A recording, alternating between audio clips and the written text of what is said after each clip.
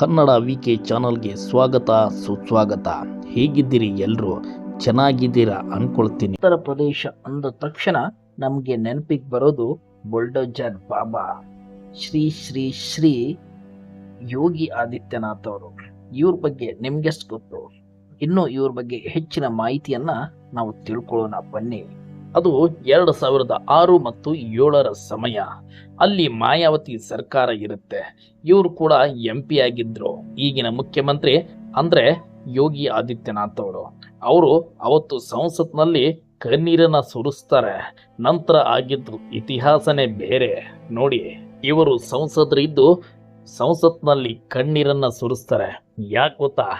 ನಾನು ಒಬ್ಬ ಸಂಸದ ಸದಸ್ಯನ ಹೌದು ಅಲ್ಲೋ ಅಧ್ಯಕ್ಷರೇ, ನನ್ನ ಮೇಲೆ ಅಟ್ಯಾಕ್ ಆಗ್ತಿದೆ, ನನ್ನ ಮೇಲೆ ಹಲ್ಲೆಗಳಾಗ್ತಿವೆ, ನನ್ನ ಮೇಲೆ ಗೂಂಡಾಗಳು ಮಚ್ಚನ್ನ ಎಸೆಯುವಂಥ ಸಂದರ್ಭ ಬಂದಿದೆ. ಈಗಾಗಲೇ ನಾನು ಈ ಸಂಸದ ಸದಸ್ಯ ರಾಜೀನಾಮೆಯನ್ನ ಕೊಡ್ತೀನಿ. ನಾನು ಸಂಸದ ಸದಸ್ಯ ಹೌದೋ ಇಲ್ಲೋ ನೀವು ಹೇಳ್ಬಿಡಿ, ನಾನು ಈ ಸಂಸತ್ನಿಂದ ಹೊರಗಡೆ ಹೋಗ್ತೀನಿ ಅಂತ ರೋಷಾವೇಶವಾಗಿ ಕಣ್ಣೀರು ಸುರಿಸ್ತಾ ಯೋಗಿ ಆದಿತ್ಯನಾಥ್ ಅವರು ಸಂಸತ್ನಲ್ಲಿ ಹೇಳ್ತಾರೆ. ಯಾರಾದರೂ ಅದನ್ನು ನೋಡಿದ್ರೆ ಇವರು ಸಂಸದರು ಒಬ್ಬ ಪ್ರಜೆನೋ ಅಂತ ಡೌಟ್ ಶುರುವಾಗುತ್ತೆ. ಯಾಕೆ ಗೊತ್ತಾ?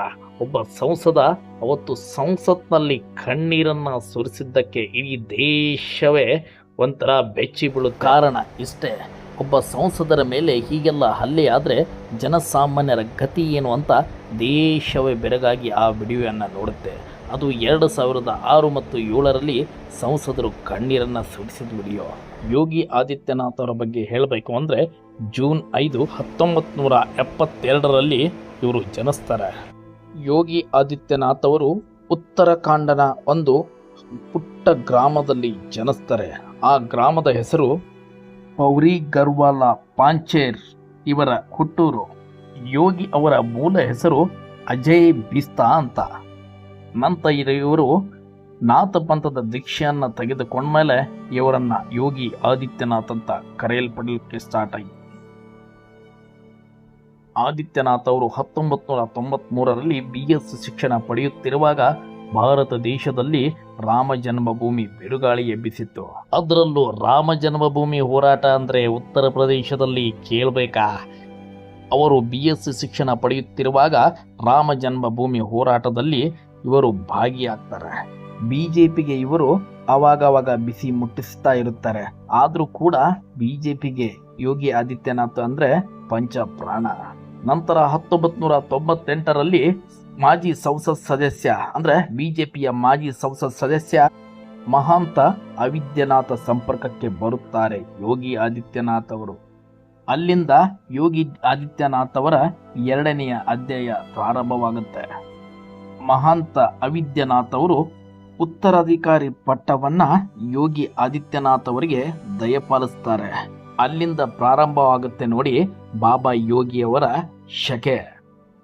ತಮ್ಮ ದ್ವೇಷ ಭಾಷಣದ ಮೂಲಕ ವಿವಾದಿತ ಹಿಂದೂ ನಾಯಕರಾಗಿ ಗುರುತಿಸಿಕೊಂಡಿರುವುದು ಇವತ್ತಿಗೂ ಇತಿಹಾಸ. 1998ರಲ್ಲಿ ಯೋಗಿ ಆದಿತ್ಯನಾಥ್ ಸಂಸತ್ ಪ್ರವೇಶವನ್ನ ಮಾಡ್ತಾರೆ. ನಂತರ ಸಂಸತ್ ಸದಸ್ಯರಾಗಿ 5 ಬಾರಿ ಗೋರಖ್ಪುರ ಕ್ಷೇತ್ರದಿಂದ ಆಯ್ಕೆ ಆಗ್ತಾರೆ.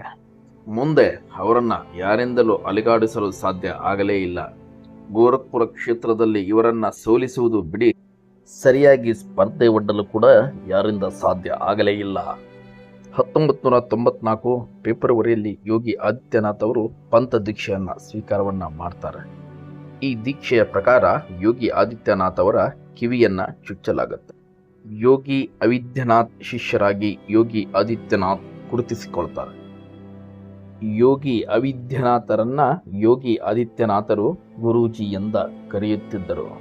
2014 ಯೋಗಿ ಅವಿದ್ಯನಾಥ್ ಅವರು ಸಾವನ್ನಪ್ಪಿದ ನಂತರ ಯೋಗಿ ಆದಿತ್ಯನಾಥ್ ಅವರು ಆ ದೇವಸ್ಥಾನದ ಮುಖ್ಯ ಪಟ್ಟಕ್ಕೆ ಏರ್ತಾರೆ.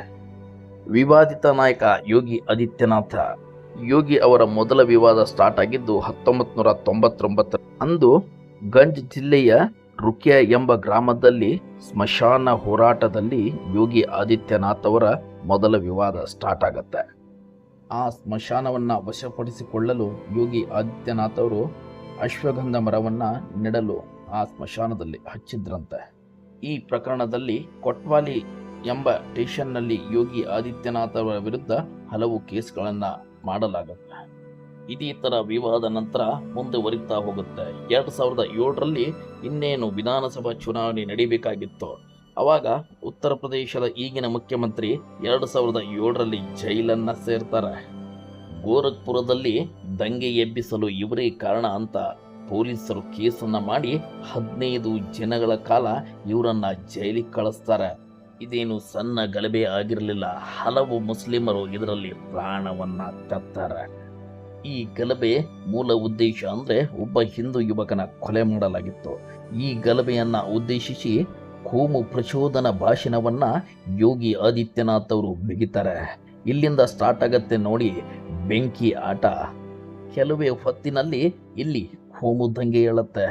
ಒಂದೇ ಒಂದು ಭಾಷಣ, ಕೋಮು ಗಲಭೆ ಪ್ರಾರಂಭ ಆಗಿ ಇಡೀ ಊರೇ ಬೆಂಕಿ ಹತ್ತಿ ಉರಿದು ಹೋಗುತ್ತೆ. ಈ ಬಗ್ಗೆ ಅಂದ್ರೆ ಈ ಪ್ರಕರಣದ ಬಗ್ಗೆ ಇನ್ನೂವರೆಗೆ ಕೂಡ ಯೋಗಿ ಆದಿತ್ಯನಾಥ್ ಅವರು ವಿಚಾರಣೆಯನ್ನ ಎದುರಿಸುವ ಸ್ಥಿತಿ ಎದುರಾಗಿದೆ. ಇವರನ್ನ ವಿವಾದಿತ ನಾಯಕರೆಂದು ಸುಮ್ಮನೆ ಹೇಳ್ತಾರ? ಅಲ್ಲ, ಇವರು 2007ರಲ್ಲಿ ತಮ್ಮ ಸ್ವಪಕ್ಷ ಅಂದ್ರೆ ಬಿಜೆಪಿ ಮೇಲೆ ತಿರುಗಿ ಬೀಳ್ತಾರೆ. 2007ರ ಕೋಮು ಗಲಭೆಯಲ್ಲಿ ತಾವು ಜೈಲು ಸೇರಿದ್ದಾಗ ಬಿಜೆಪಿ ನಾಯಕರು ತನ್ನ ಪರವಾಗಿ ಬರಲಿಲ್ಲ ಎಂದು ಸಿಟ್ಟಿಗೆದ್ದು ಬಿಜೆಪಿ ವಿರುದ್ಧವೇ ಯೋಗಿ ಆದಿತ್ಯನಾಥ್ ಅವರು ಬೆಂಕಿ ಚೆಂಡನ್ನ ಉಗುಳೋಕೆ ಸ್ಟಾರ್ಟ್ ಮಾಡಿದ್ರು. ಬಿಜೆಪಿ ವಿರುದ್ಧವೇ ತಮ್ಮ ಒಂದು ಪಕ್ಷ ಅಂದ್ರೆ ಹಿಂದೂ ವಾಹಿನಿಯ ಅಭ್ಯರ್ಥಿಗಳನ್ನ ಬಿಜೆಪಿ ವಿರುದ್ಧವೇ ಸ್ಪರ್ಧಿಸಿ ದೇಶಾದ್ಯಂತ ಸುದ್ದಿಯಾಗಿದ್ರು. ಈ ಚುನಾವಣೆಯಲ್ಲಿ ರಾಧಾ ಅಗ್ರವಾಲ್ ಎಂಬವರನ್ನ ಬಿಜೆಪಿ ವಿರುದ್ಧವೇ ಗೆಲ್ಲಿಸಿಕೊಂಡು ಬಂದು ಬಿಜೆಪಿಗೆ ಶಡ್ಡು ಹೊಡೆದಿದ್ರು. ಈ ಮೂಲಕ ಬಿಜೆಪಿಗೆ ನೇರವಾದ ಸಂದೇಶವನ್ನ ಬಾಬಾ ನೀಡಿದ್ರು. ಈ ವಿವಾದ ಮುಗಿತು ಅನ್ನೋದ್ರಲ್ಲಿ 2014ರಲ್ಲಿ ಅಂದ್ರೆ ನರೇಂದ್ರ ಮೋದಿ ಅವರು ದೇಶದ ಪ್ರಧಾನಮಂತ್ರಿಯಾಗಿ ಅಧಿಕಾರವನ್ನ ಸ್ವೀಕಾರ ಮಾಡಿದಾಗಲೂ ಕೂಡ ಯೋಗಿ ಅವರು ಬಿಜೆಪಿ ಮೇಲೆ ಮತ್ತೆ ಸಿಟ್ಟಾಗ್ತಾರೆ. ಕಾರಣ ಇಷ್ಟೇ, ತನ್ನನ್ನ ಸಚಿವ ಸಂಪುಟಕ್ಕೆ ಸೇರಿಸಿಕೊಳ್ಳಲಿಲ್ಲ ಎಂದು ಮತ್ತೆ ಸಿಟ್ಟಾಗ್ತಾರೆ. ಮತ್ತೆ ಮುಂದೆ ಅಂದ್ರೆ 2016ರಲ್ಲಿ ಉತ್ತರ ಪ್ರದೇಶ ಚುನಾವಣೆಯಲ್ಲಿ ಯೋಗಿ ಆದಿತ್ಯನಾಥ್ ಅವರನ್ನ ಅಲ್ಲಿಯ ಮುಖ್ಯಮಂತ್ರಿ ಅಭ್ಯರ್ಥಿಯನ್ನ ಘೋಷಣೆ ಮಾಡಿ ಅಂತ ಅಯೋಧ್ಯೆ ಮೊದಲಾದ ಕಡೆ ಸಂತರು ಒಂದು ಸಭೆಯನ್ನ ಮಾಡಿ ಬಿಜೆಪಿ ನಾಯಕರಿಗೆ ಮನವಿಯನ್ನ ಮಾಡಿದ್ರು. ಯೋಗಿ ಆದಿತ್ಯನಾಥ್ ಅವರು ಮುಖ್ಯಮಂತ್ರಿಯಾದ್ರೆ ಮಾತ್ರ ಅಯೋಧ್ಯೆಯಲ್ಲಿ ರಾಮ ಮಂದಿರ ಕಟ್ಟಲು ಸಾಧ್ಯ ಎಂದು ಸಂತರು ಬಿಗಿಪಟ್ಟು ಹಿಡಿದಿದ್ರು. ಸಂತರ ಎಷ್ಟೇ ಬಲವಾದ ಕೂಗು ಇದ್ದರೂ ಬಿಜೆಪಿ ಇದನ್ನ ಕಿವಿ ಮೇಲೆ ಹಾಕಿಕೊಳ್ಳಲೇ ಇಲ್ಲ. 2017ರಲ್ಲಿ ಯೋಗಿ ಆದಿತ್ಯನಾಥರನ್ನ ಮತ ಧ್ರುವೀಕರಣ ನಾಯಕ ಎಂದು ಕರೆದ್ರು. ಮತ ಧ್ರುವೀಕರಣ ನಾಯಕ ಎಂದು ಯಾಕೆ ಕರೆದ್ರು ಗೊತ್ತಾ?